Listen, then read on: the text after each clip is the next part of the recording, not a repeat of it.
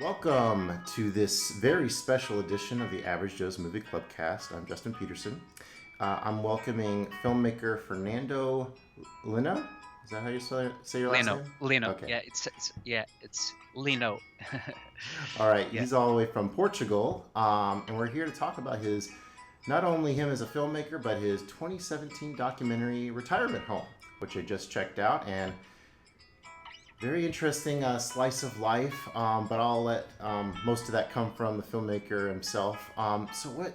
So tell me, tell the audience about yourself. Well, what do you want to get out there? Go for it. So I'm an independent filmmaker. I started working as an independent filmmaker in 2009. I had the idea to make this film in 2009, and from 2009 to 2016, I worked on this film on Retirement Home. Yeah. Okay. And that's my main job. Yeah. Oh, it's a That's it. filmmaker. Okay. So whenever Yeah. this was released in cinemas, or No, no. It was broadcasted in TV in oh, a neat. cable Okay. channel in Portugal, and in our public channel as well. Okay. And have you Uh, made any other films? no, this was my first feature. I Mm-hmm. made a short doc before that, but that wasn't. It was released only on a theater, and it's available actually in my Vimeo. Uh, but this was really my first experience as a filmmaker. I as yeah, I could say that. Yeah. Okay.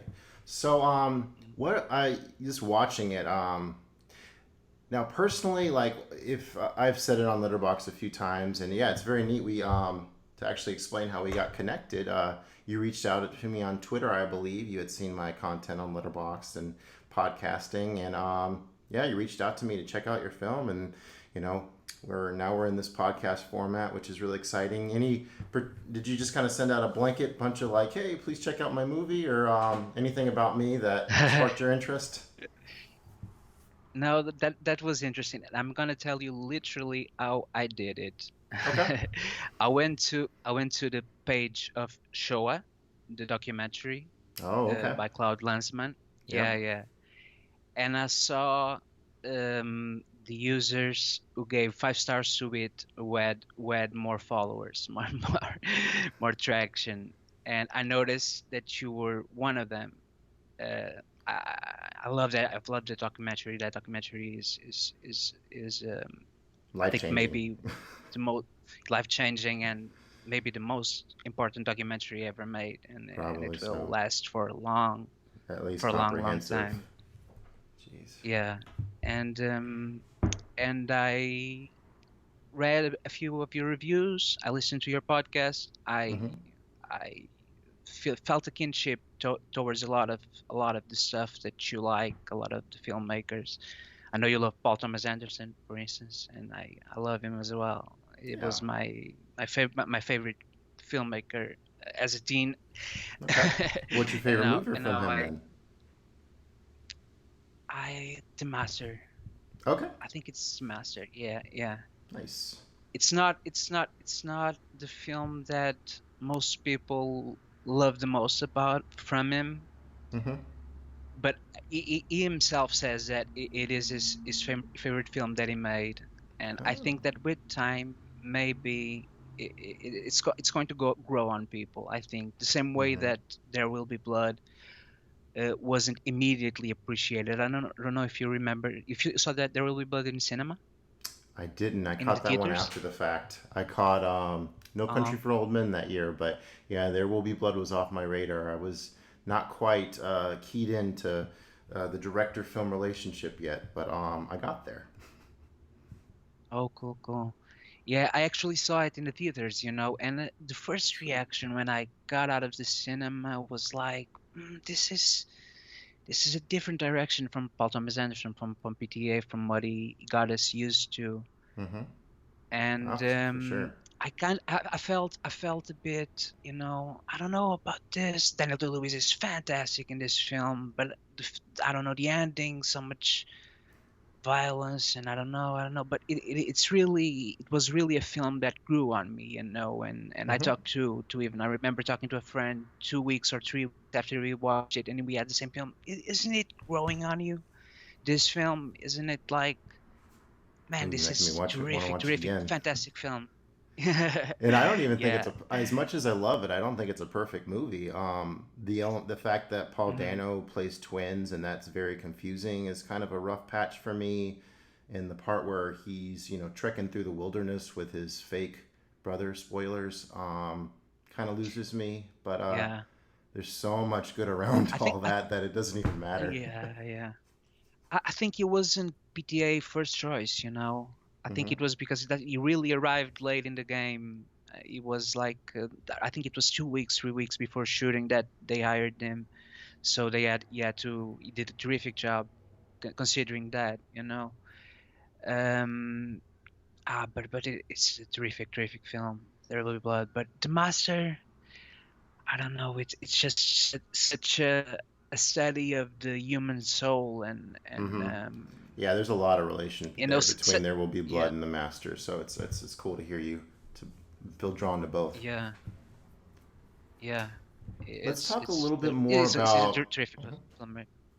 your He's a terrific filmmaker. oh, for sure. And so what are Mm. some of the other documentaries that you kind of course you mentioned the Goliath show up, but any other film Mhm. documentaries you want to shout out in terms of your inspiration? Um, I I have a few. Okay. Yeah. Do you want me to Um. let me know when you're ready No. for my interjection? What I kind of noticed. Yeah. I think that first documentary that really made me um aware of a language of cinematic language, Okay. a very unique cinematic language was Tutti Good Folie. I think it's like this, as you say, Tutti Good Folly. Okay. Tutti Good Folly from Frederick Wiseman. It's his Hmm. first film. It's a film about an hospice, and it's Wiseman recorded the sound. He hired a cameraman, and it's an incredibly profound film, and it was banned at the time that it was made, and it altered the way hospices function in the United States. So because you can Mm-hmm. see that the patients were really treated in a ill way. You see a lot of them suffering, a lot of them not not eating properly, being bathed like with how do you say sprinklers? Okay. Sprinklers. It's how you say it. Like showers Yeah, uh, yeah, like that. And or like a hose. it's a Okay. terrific Oz, exactly Oz. And it really had an impact on me. And I watched that film in film school, and Mm-hmm. it was a teacher that I normally I didn't went to his classes, because I don't know, something about his teaching didn't appeal much to me. But I went to this specific class when when he showed the beginning of Tutti Good Folie. Man, I don't know how to say this. It's okay. But I was really captured by it, and it didn't show the entire film. But I asked him to lend me the VHS. It wasn't even an official VHS. It was something that he recorded from TV or something. Okay. And I watched it, and it was like, wow, really, really high opening. There was another instance where I felt uh, really uh, captured by the cinematic language of a documentary, which was with Gianfranco Rossi, Below Sea Level. He made a documentary called Fire at Sea. I don't know if you heard about him. Hmm. Gianfranco Rossi. Okay. Is Italian. He won the you're going to check him out, and I'm sure you're gonna love him because is really good. He made a documentary called Red Any Sea. English or American documentarians that you kind of inspire to? Uh, Just to hopefully Wiseman try to is connect to my one. audience a little better. Yeah, Wiseman is one of them. Okay. One that I really love. D.A. Pennebaker is a filmmaker that really Okay. influenced me as well. The guy that did Don't Look Back from Bob documentary about Bob Dylan. Right. Yeah, I've heard a lot about that one. Yeah, yeah. And Monterey Pop, he also did a documentary about the Clinton administration called The War Room. I Oh think yeah, he that was won a the good one. Oscar for that. He won the Oscar for that, or won was nominated. I'm not sure now. Um, another. I love the Now, Maysles brothers as well. yeah, the Yeah, Maysles. and That was the one that yeah, was really kind of calling to me as watching Retirement Home. Um, Now, when you're talking about like the that's a compliment to me. Thank you. no problem. No, it's well deserved. The film Yeah, craft and Retirement Home is top notch. If I mean, you're telling me this is your first film, it's like whoa, that's very impressive. But let's get thank you, to one other point first. thank you. So these filmmakers that you're aspiring to, is it the style that you connect with, or is it the subject matter? I wonder. Um, Because in that one description you were telling me about how like what was being portrayed about hospice actually made a difference. So is actually, I guess, inspiring change part of it, or is it more of an experience, or maybe both? that's a great question. Mm, it's both. Yeah, it's both. It's definitely both, Okay. and a few things more. Maybe it's kind of like layered to me. It's an amalgamation of things. It has to make sense to me on a very instinctual level, emotional as well, intellectual, and in the case of Retirement Home, I was hired to do an institutional documentary about the institution that the retirement home belongs to. Okay. That was the reason why I came to know this particular retirement home. That didn't end up happening because different administrations and stuff that um, well that didn't happen. So I focused on making an artistic documentary about the retirement home because I really had the feeling the first time that I entered that retirement home of, well, this is a really interesting environment. I Mm-hmm. can relate. I can not, not it's not I can relate. I know these people. I know these were the people that raised me. Relatable. They have the Mm-hmm. beliefs of the people that raised me, and there's a lot that I can say about the world that I grew up on if I focus on this group of people.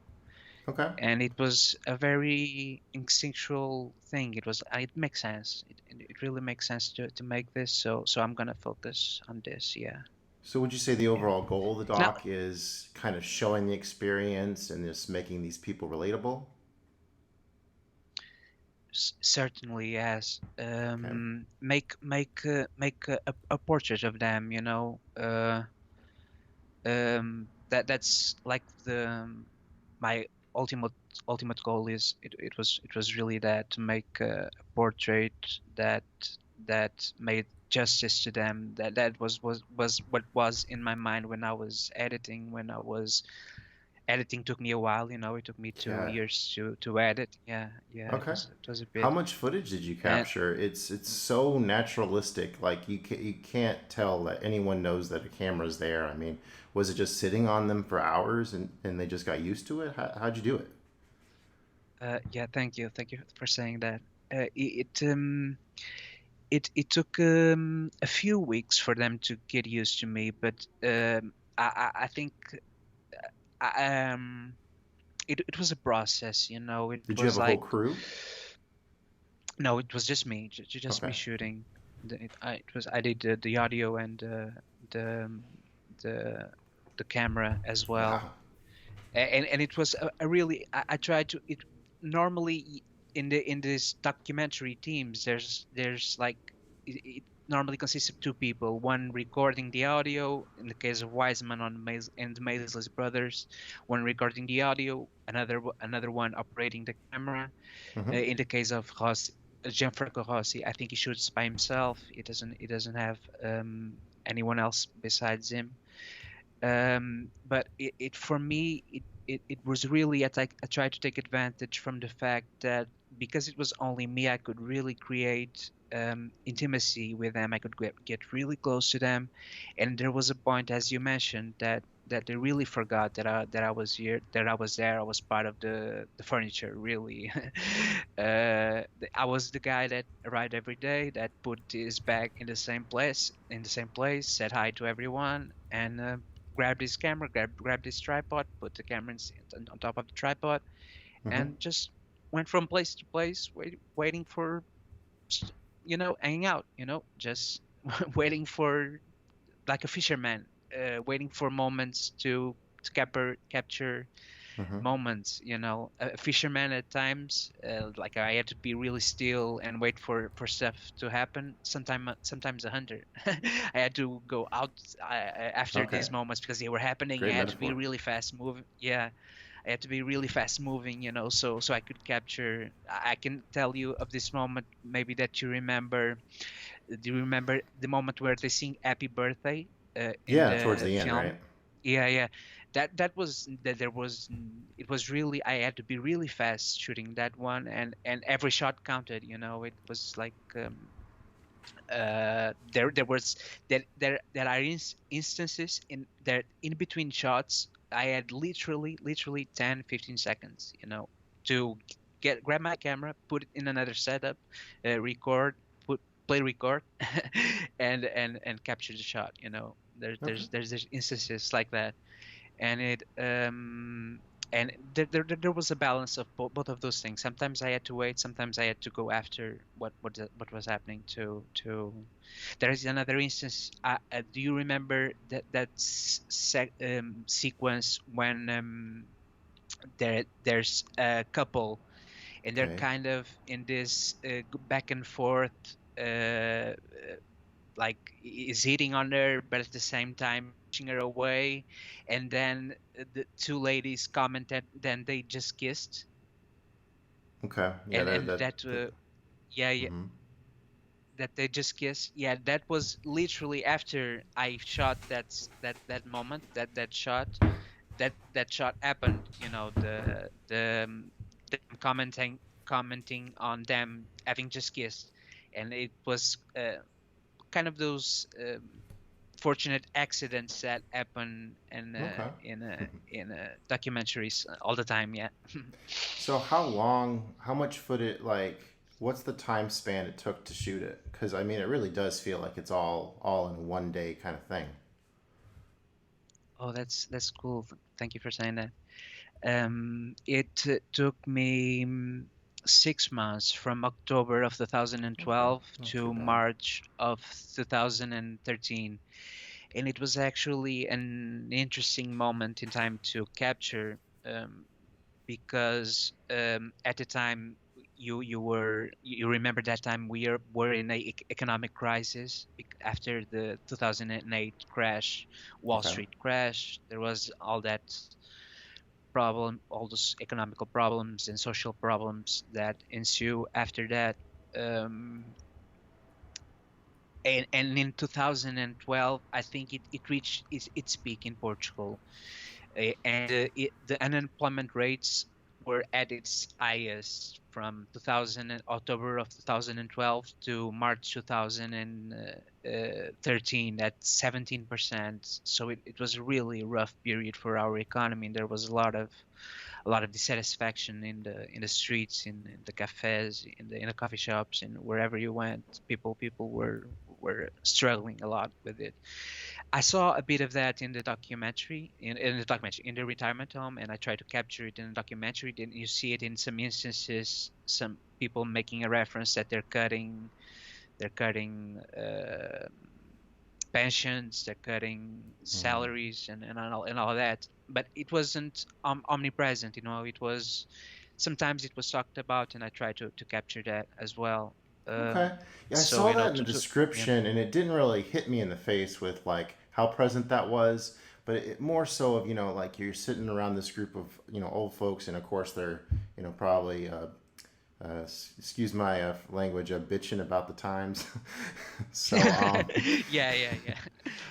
But um, I want to that's know, as an editor and a filmmaker, how cognizant you are of moments that might feel like they drag on or become maybe a little dull for somebody that's not 100% invested. that's a great question. Because I There would was say kind certainly of there's a kind of a patch in the kind of the third act where I was kind of like getting a little restless, but to your credit, I love how you infuse style in it to at least like really attract my eye throughout. There was a really impressive shot where you did a rack focus pan, which I was not expecting at all, especially because it's happening during such this interesting moment of dialogue where they're talking about this interesting stuff, and then you pan and the guy's out of focus, and by the time you get to him, he's in focus. I'm like, that was a pretty impressive shot. oh yeah, I remember that. Yeah, that was cool. Yeah, it was like it's the magic of documentaries. You have that there's really sometimes some magic at work. You know, you have Mm-hmm. to kind of like um, uh, I think you have to make yourself available to it and to be present. And in regards to your question, as if I felt that I knew that when I was shooting, if I felt that this was going to end up in a film, there was certainly a few moments that I felt that. Yeah, Okay. there were a few there that some shots or no, this really this is good. This makes sense. Really feels like it's going to end up in the film, and but that's quite beautiful actually when it happened, because yeah, you feel this really nice magical experience. Yeah. Why the decision not to go with a narrator? I tried to interview them, you know, in the beginning. The Mm-hmm. first thing I tried to do was to interview a few of them, but it wasn't working. It wasn't natural. It wasn't. I felt that what I got from was like that they didn't feel they're not used to talking to a camera. You know, they're Mm-hmm. really not used to talking to a camera. So they it felt a lot of overacting, you know. So per se, a lot of they exaggerated their emotions, and Mm-hmm. they and it felt, oh, this is feels kind of dull. I'm not getting the conversation that I had with you half an hour ago was much more interesting that when I'm getting now, you know. Okay. So I felt I quit. I decided to not use interviews and narration as well, because You're yeah, definitely really, trusting your I audience to just kind of get in this slice of life experience and take what they will from it. So that's a lot of trust in your audience, and it's awfully restrained as you as a first time filmmaker, going that route because. Oh, geez, I'm an explainy pants kind of person. So, but I've seen a lot of film, and I can definitely admire the ability to go for that more natural feel. So, kudos to you. Um, thanks so much for that. It was yeah, it was as I said, I like a lot of some of these documentaries that I mentioned. I like a lot when you're in experience, when you're feeling like you're really living life through their eyes, and forgetting about yourself for an hour and a half. And my intent, as we talked before, was to make a portrait of these people, and also to really make the audience feel like they're in this retirement home for 1 hour and a half. Okay, this mhm. you're in this retirement home, and I'm going to try to let you know how life is for this group of people in this retirement home. I'm going to try to be try to tell to do that as honest and as respectful to them as I can. I struggled a lot with that in the editing because sometimes I felt, oh man, I'm not being I'm not being um how do you say it um in Genuine? English? Let me think. Um, no, I'm not. I'm putting my own point of view, and my point of Okay. view doesn't matter. What matters is to show at this person that there's of course always a point of view, but Mm-hmm.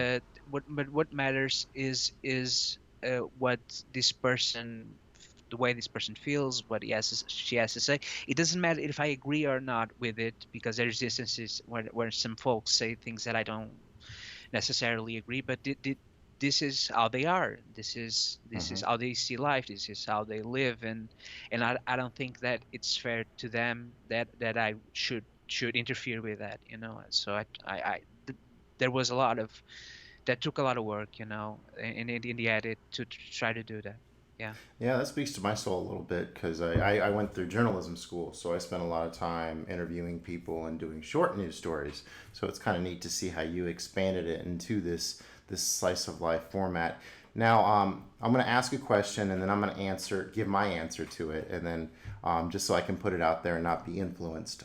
So I'm curious if there was any kind of underlying theme or metaphors you were kind of going at here. And from my perspective, it's kind of, I guess getting old is kind of a sad reality.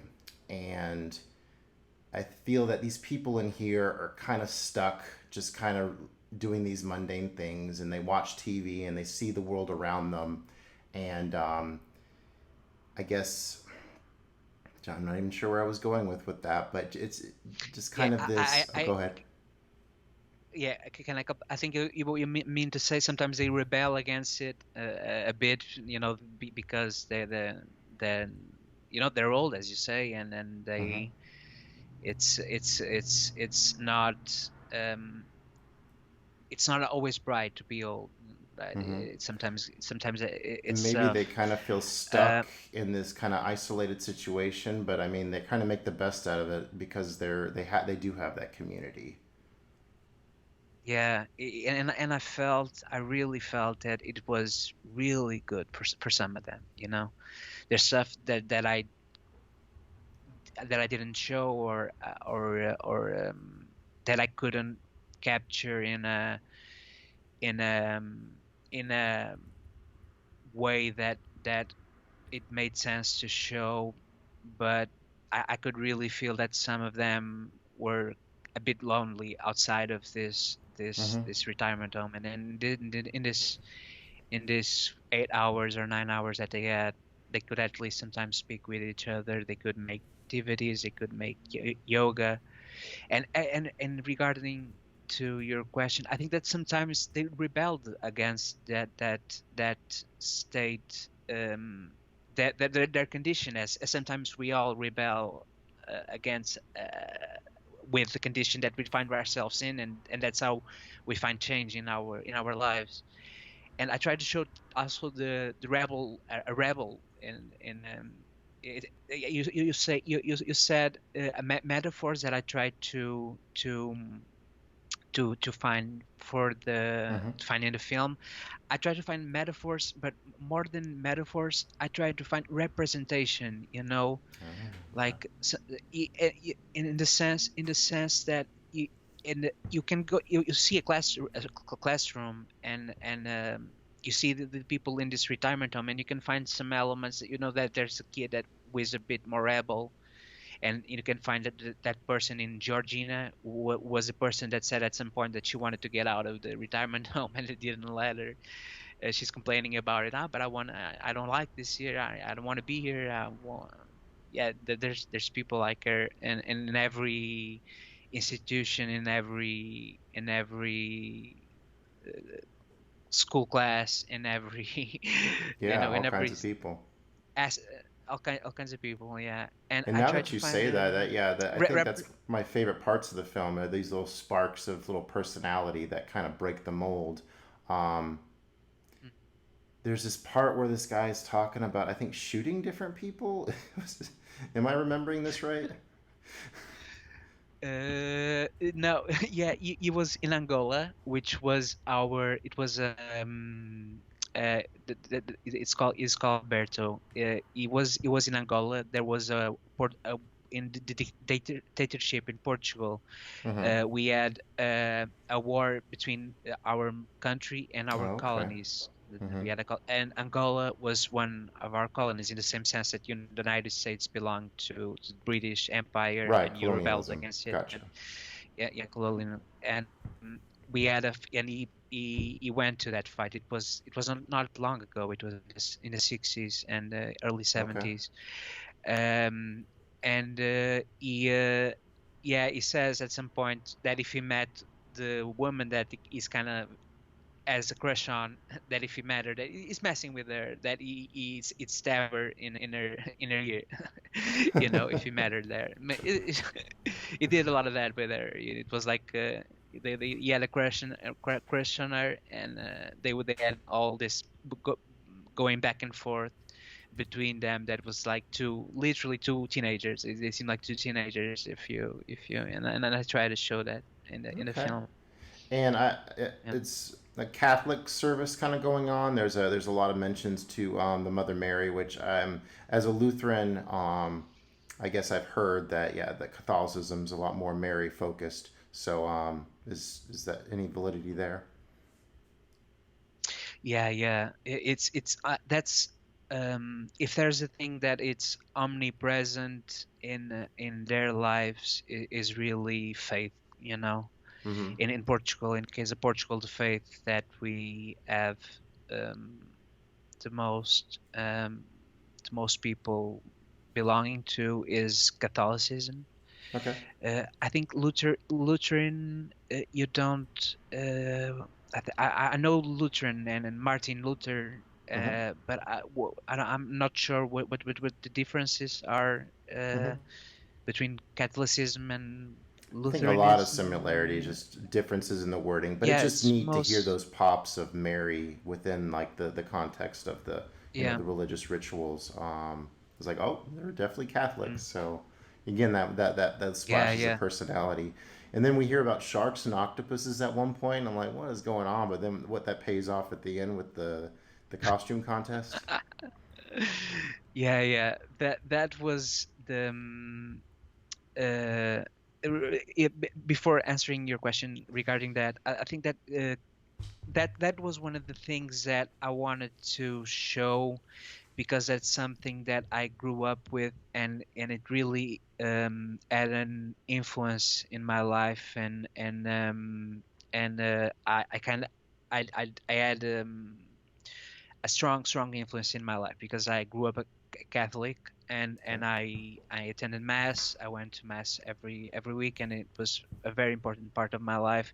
And I departed from it in my teenage years. I started to learn history and philosophy, and then I kind of see what church did and the Inquisition Mm-hmm. and all that kind of made me I started reading Nietzsche at 16 and a lot of other philosophers and for a while I really struggled with the idea of being a Catholic and the influence that it had in me.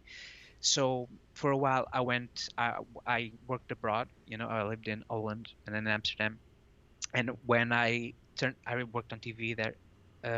And when I returned, I started making this film, and it was another layer that I wanted to add. You asked before what was some of my intents in making this film, my reasoning, Yeah. my objectives, and one of them was to make. I had to make it personal. I think it's important for you to make a film personal, and because I struggled with faith and all that throughout those years, and I still have a lot of questions regarding to that. Um, I wanted to really understand them. You know, I was, and in that point of my life, I was still. judgmental, of their faith, of Christian faith, because in my I had my growing pains with it. It was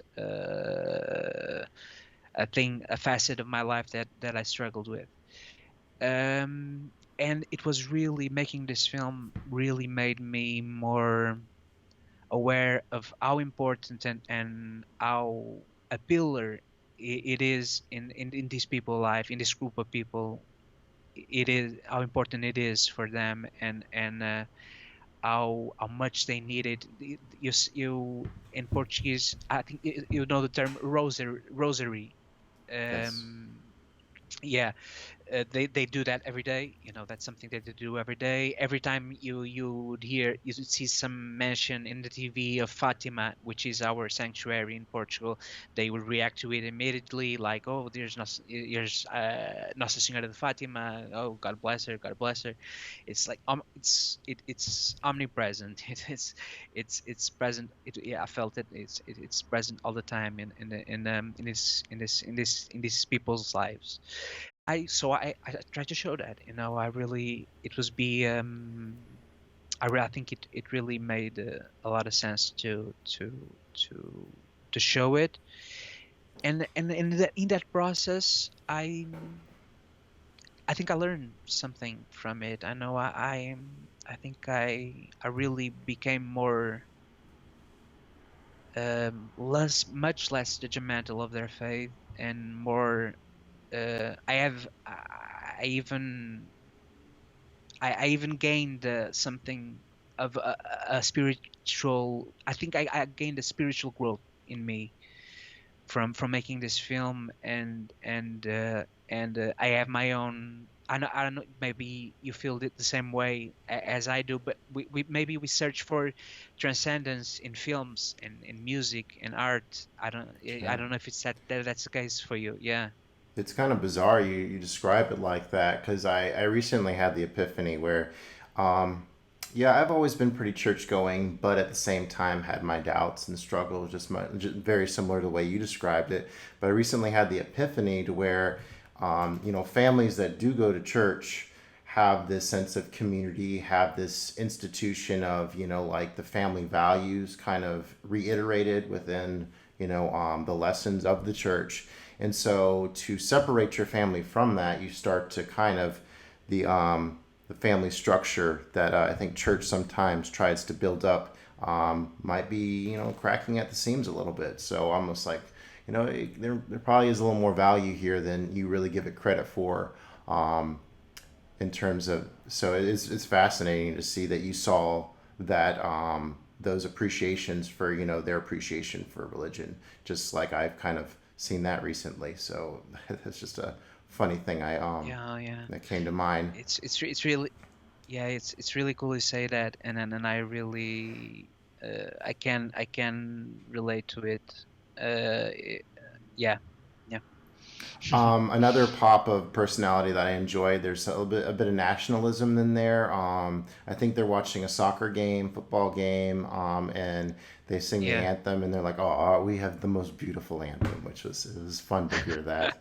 Although you didn't show the soccer Yeah, game, but you did later show what a beauty pageant, right? Is it like Miss Portugal or yeah. something that they're watching? No, no, that was actually Miss Universe. Okay, Yeah. It was in that sequence of the game. I really, because it's such it's very present in our culture. Soccer, in the same sense that in the States, football is, or maybe baseball for other people, or sure. NBA, and soccer in Portugal is like it's present. I actually studied abroad in Sweden during the German World Cup. Oh, cool, cool. And so, yeah, everyone was going nuts. That and the Champion League nights. Oh, yeah, it was a big deal. So, yeah, You can you definitely said relate. you studied journalism there. I spent a Journalism. semester in southern Sweden, and yeah, I was communications focused in my studies. Oh, that's cool. That's so cool. Yeah, so you got an experience of how it is. Every time at the end of the news, you see a spot dedicated to soccer and mainly to Okay. soccer, and that happens every day. So I try to include that in the film. Yeah, how they because a lot of people in Portugal can relate to that. Some men, it's mostly men that watch football, but the women watch for sure as well. And I try to show, okay, so I'll do these two persons or three persons in this case of this retirement home watch a football game, a soccer game. Yeah, no, it's again representation. Try to relatability. I try to search for that, for people to find that in the film. Yeah. Did you want to About say any? your Oh, go question. ahead. Yeah, your question about that's the carnival ball at the end with the Oh, costumes the and all Halloween. that. Yeah, You that was my see, question. yeah, yeah. It was actually the Oh, Carnival. carnival ball. We have, I don't know if Is that similar to what Brazil in does? very similar in the same period, exactly in the same week. And it's something we do. We started doing Halloween too in Portugal in the recent years, but we do Carnival a lot more. And it was kind of um, uh, something that I could make.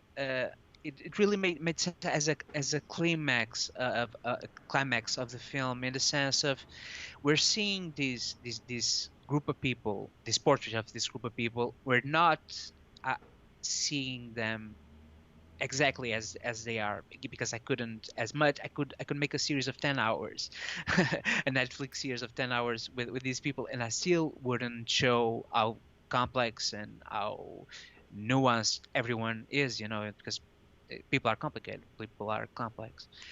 And so we're seeing this portrait of this group of people, but we're not seeing them entirely.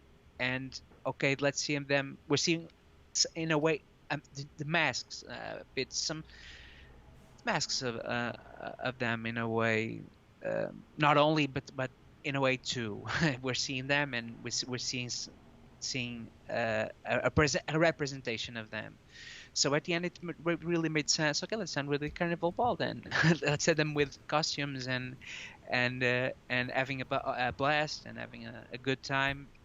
And they enjoy themselves. You can see them enjoying themselves in those moments. The employees of the retirement home really put to work in trying to Mm-hmm. make their costumes and make them have fun. And that's something that I wanted to show in the film, and Uh, it was cool to capture. Yeah. Neat. I got to hear more about this main character of yours. You used him on the front of your cover. He's kind of the wild child over there, dancing and just having a good Yeah. time, not really caring about what's going on around him. He's just doing his own thing. What was this guy's name? What was his story? Yeah, yeah.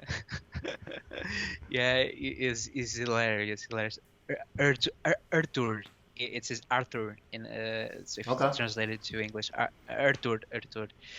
Um, he is a blast. He is really, sometimes you really really light up the place. And uh, the funniest moment, if I ever make a DVD or a Blu-ray of the film, there isn't a physical copy of it yet, but if I ever do it, I'll try to include the funniest scene that I shot in the entire uh, film. I shot above. You asked me how much hours I shot. Yeah. What was the Above, original? How I long think was the it original was cut? around. Yeah. Now I shot more than 150. It was like around 150. Wow. I cut a lot. Yeah, 150 hours in 6 months. Impressive. Yeah, and but there's this sequence that it is so funny that I had to literally threw myself to the floor. you know, and cover my mouth so the camera wouldn't capture me laughing, you know, because it's so funny that I had to do that. And that they're kind of the uh, two of the ladies are looking at me, kind of laughing at me, but you can't notice that maybe if you see the scene, but it is so funny that I'll try to include that scene if I ever make an extras of the documentary. But it was really a funny individual, and and Awesome. people like them, and yeah, it was Yeah, it kind was. of generally. So yeah, you definitely crafted the end good with there being that kind of climactic moment with the carnival scene, and then we have our kind of our end stinger with the Pope Benedict leaving office, flying away. Is that Yeah, okay? And yeah. there's almost like some metaphor or thematic value there, where we're like, he was the first pope to be like, I'm done, and I'm gonna go live my own life now. It's almost kind of a message to these folks where like this retirement home isn't the end. They can still go on and live. Am I pulling too much there? Yeah. No, you got it. It is exactly that. It is yeah. It goes on. That's what I try to make the ending, what the mood that I tried to have in the ending. And it was again a completely fortunate accident. You know, Wow. the shot was when we see Arthur reading the newspaper and they're watching the TV and they're going home. You know, it's the end of a day. The mood of the room, the mood of the shot. I think it really made sense to end the film with it, Mm-hmm. because it was at the end of the day. So let's end the film with the end of the day and in this retirement home, and how the mood is, that happened. You know, that Pope Bento, in Portuguese we say Bento XVI, Benedict the 16th, was leaving, and Francisco would replace him after. Yeah, and but it's something that is very meaningful to them as well. You know. And I forgot to mention one Yeah. of my favorite parts of your film. I love the shots where you're back in the van a bit, and you're only getting the perspective of what somebody in the back of a van would see as you all crowd together and are off to go somewhere. Just so natural of what that feels like, and then to have it looks so good within the context of your very well looking, really good, great looking movie. What kind of camera did you use? Thank you. Thank you so Was it a much. digital camera? It was digital camera, yeah. Okay. It was a Panasonic. I can send you the, yeah. I can Oh, no send worries. I'm just maybe curious. some now maybe someone might be. I actually use only one lens, like Ozu and Bresson do in their Okay. films. Only one 25 millimeter lens, and I use a Panasonic AF101.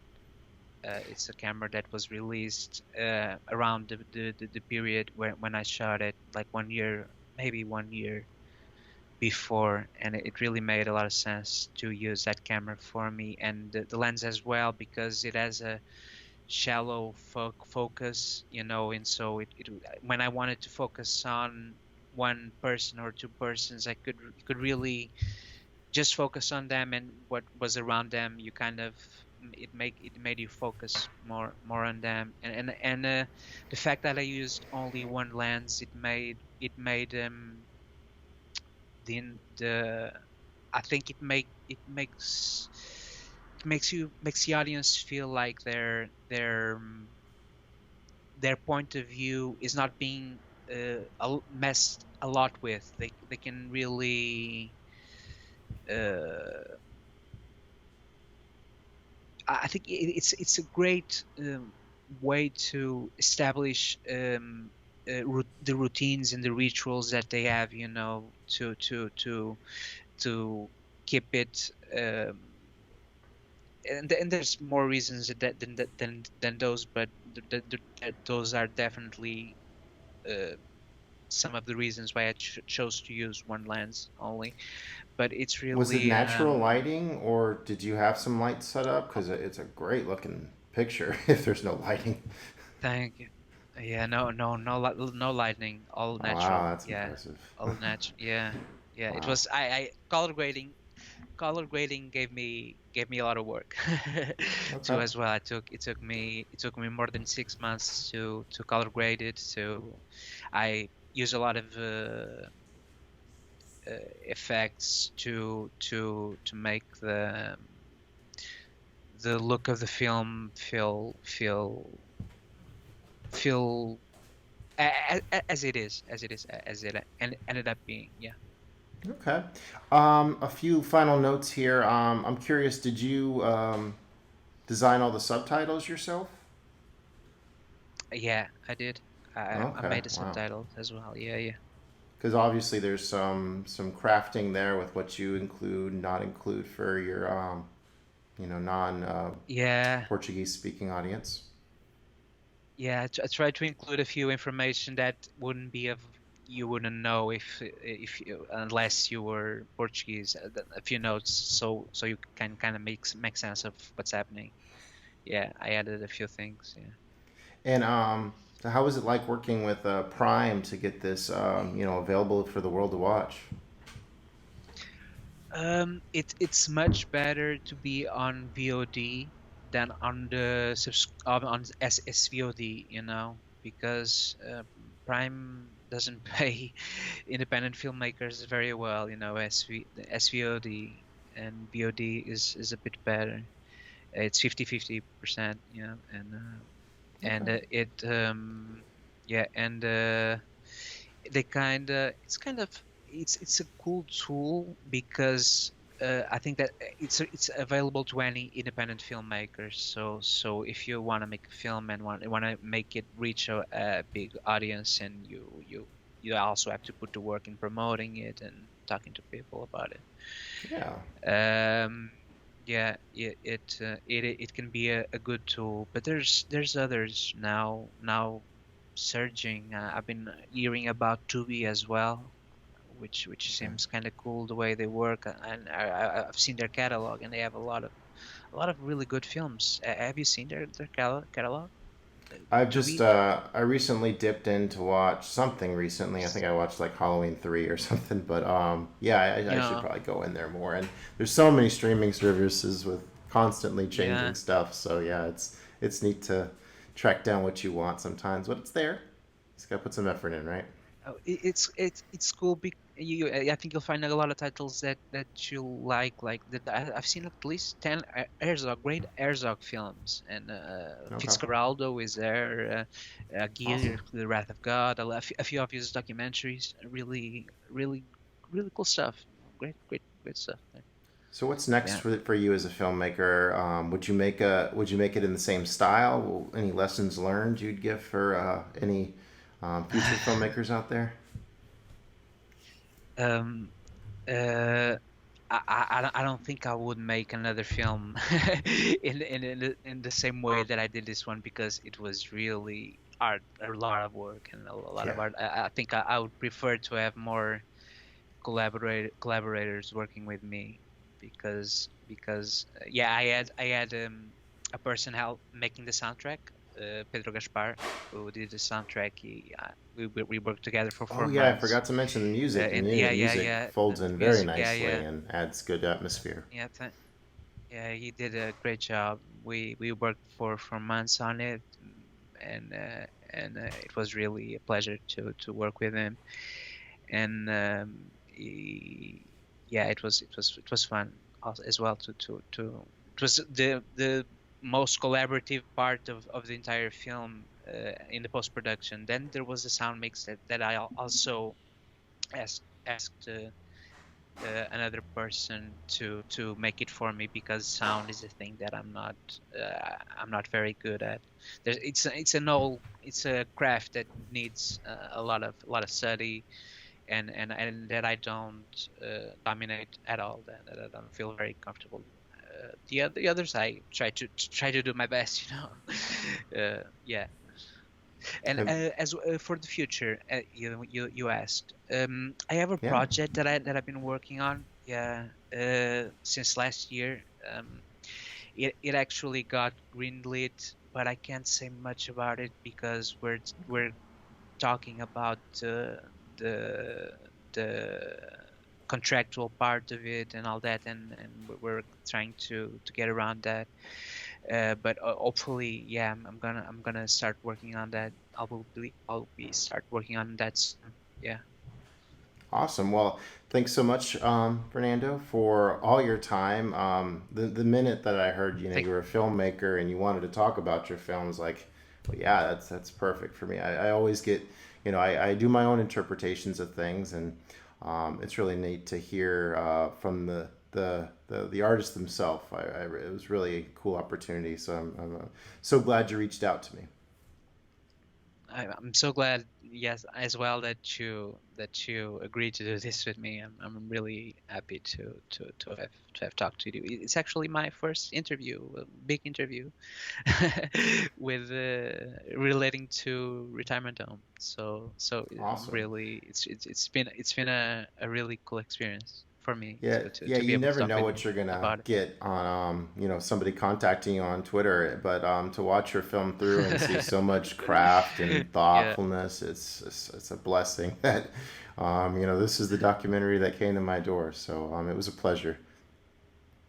It's really makes me happy that you enjoyed it, and also I really enjoyed talking to you as well. Yeah, I think I was trying to say earlier that so with documentaries, I'm not one that's looking for like what the truth in all of it is. I'm more of just wanting to take it in and give me not really just what's on face value, but just what I pull from it. Because I mean, a lot of people are into documentaries. Are like, oh well, this seems insincere, or that seems insincere. It's just I don't look at it that way at all, and it's kind of hard to judge documentary because it is it's such a different form of filmmaking. So I don't really rate documentaries. I just kind of say if I like them or I don't. And I definitely liked Mm. Retirement Home.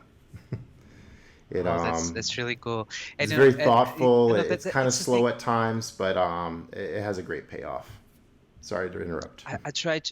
No, no, yeah, I try to force not to make it too slow, but sometimes to make it a bit slow to for you to get really the sense of how the Hmm. day goes, and sometimes it gets really slow, and Hmm. you and not much happens. That happens a lot in that retirement home. It's So I try to especially include help. that in the It in a especially in hit a me during in a the arts and crafts language that segment.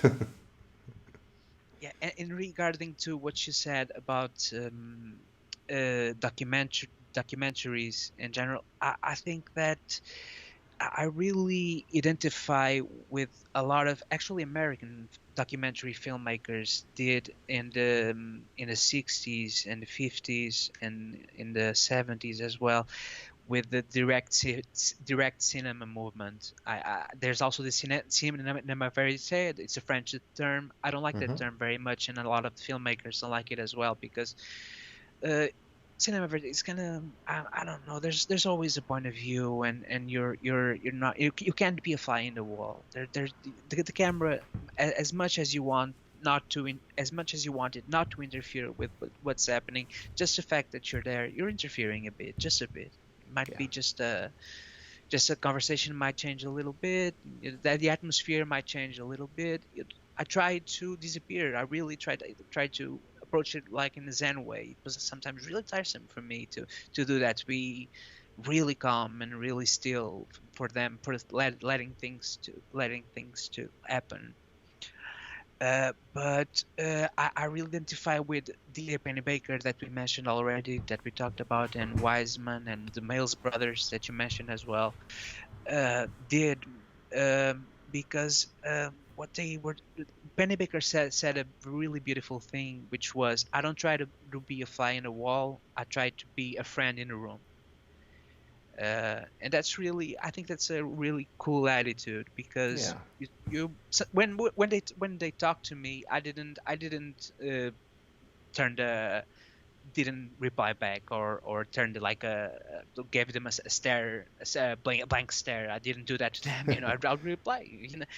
I wouldn't include that in the film. I didn't include that but I would reply to make things natural and to make them Yeah. feel comfortable with me around. So that happens sometimes. and Awesome. and I really enjoy. I enjoy to that current of cinema, of documentaries, and currently there was a kind of a revival of that current of cinema with Joshua Oppenheimer, with The Act of Killing, and I'm just a second, please. Hmm. And while you're looking Joshua up, Oppenheimer, yes, yes. Yeah, he has two great films. Two great films. I'm forgetting some. I love this film so much. I can't understand why I'm forgetting it. But it's The Act of Killing and hmm, The Look of Silence. Yeah, okay. two films about the same theme in Indonesia.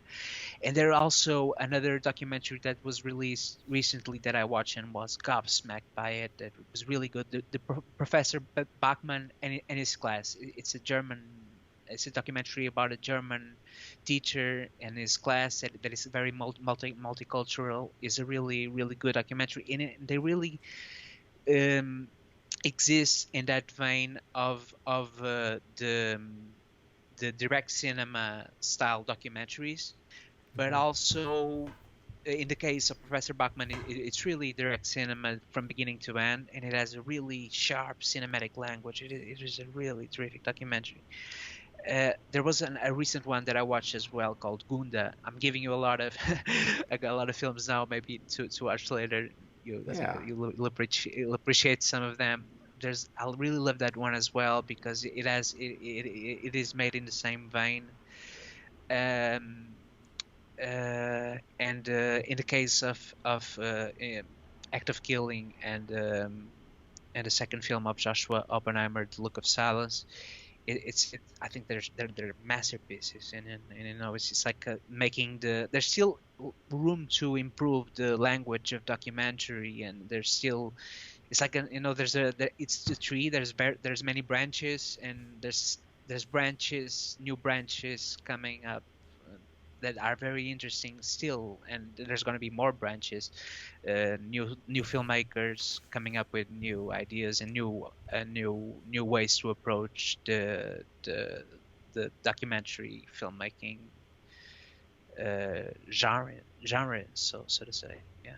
Awesome. Well, thanks so much for everyone listening to the Average Joe's Movie Club cast on this very special episode, connecting with filmmakers. I don't know what I'll call it. Maybe I'll call it something.